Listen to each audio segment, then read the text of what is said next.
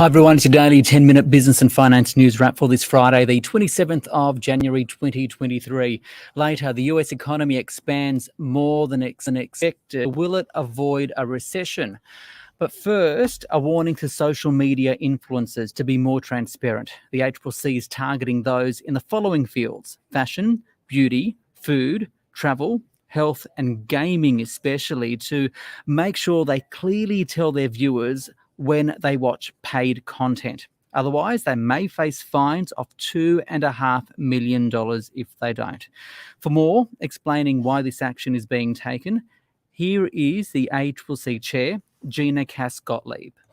We've launched a suite to catch misleading testimonials and endorsements by social media influencers. We're looking at over 100 influencers identified by 150 tip-offs from consumers. Influencers are highly persuasive in the decisions and choices made by consumers. We are calling on influencers to be honest with their followers, to clearly and upfront disclose in their posts if they receive any financial benefit from promoting a product. Then newly increased penalties introduced by the government last year, they're to reflect that misleading consumers, and many consumers can be misled, is very serious. The ACCC and the community has a growing concern and sees it as serious. Reports show that $560 million are earned by influencers in Australia each year. So they do, particularly the successful ones, do earn quite a lot from engaging in the business that they're conducting. And here is the ACCC Chair offering some tips for influencers to make sure they follow the rules. So a number of the social media platforms now have a paid partnership banner that goes right at the top of the posts, and that is a very clear way to do it.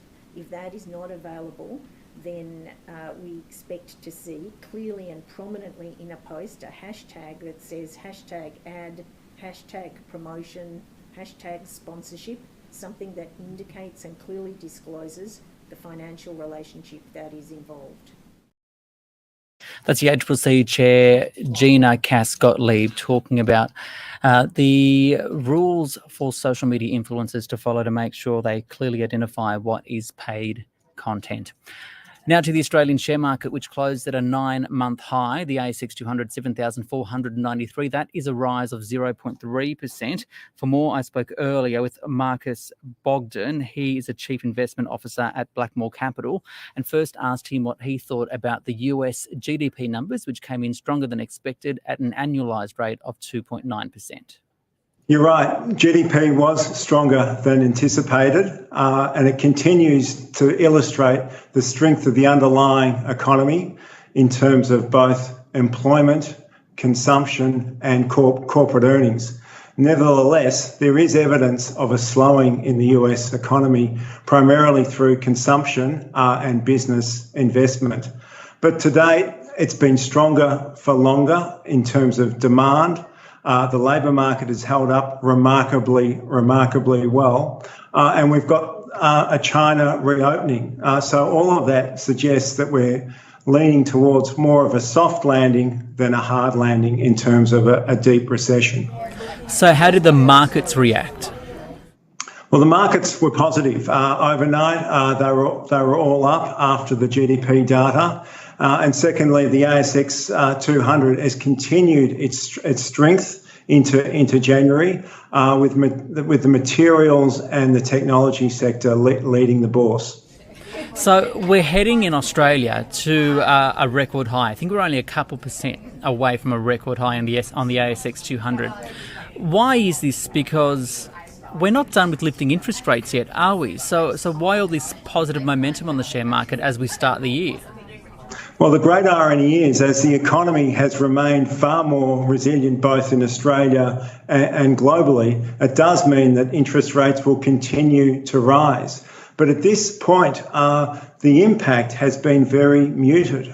We still have incredibly strong employment data. underlying consumption remains resilient. And secondly, we've had a China that is now starting to reopen. So all of those things suggest that corporate earnings will not be as bad as people anticipated, and that's given the markets a degree of buoyancy into 2023. One of the key corporate stories of the day, I think, is Fortescue. It's seen record iron ore shipments. What do you think this is indicative of, and is it a global/China growth story? Well, it certainly helps the fact that China is reopening, as Fortescue has got record levels of production. They're the lowest cost producer in the Pilbara, which is suggestive that the underlying demand and supply is good for iron ore, suggesting very strong cash flows for Fortescue into the future. And as we head into 2023, where do you see the opportunities for investors, and which areas do you like? Well, because the economies have been stronger than anticipated, we are tilting more towards those commodity stocks, such as the iron ore producers, such as BHP, the base metal companies, particularly in copper. As the global economy still is faring well, the energy markets still look attractive in terms of investment.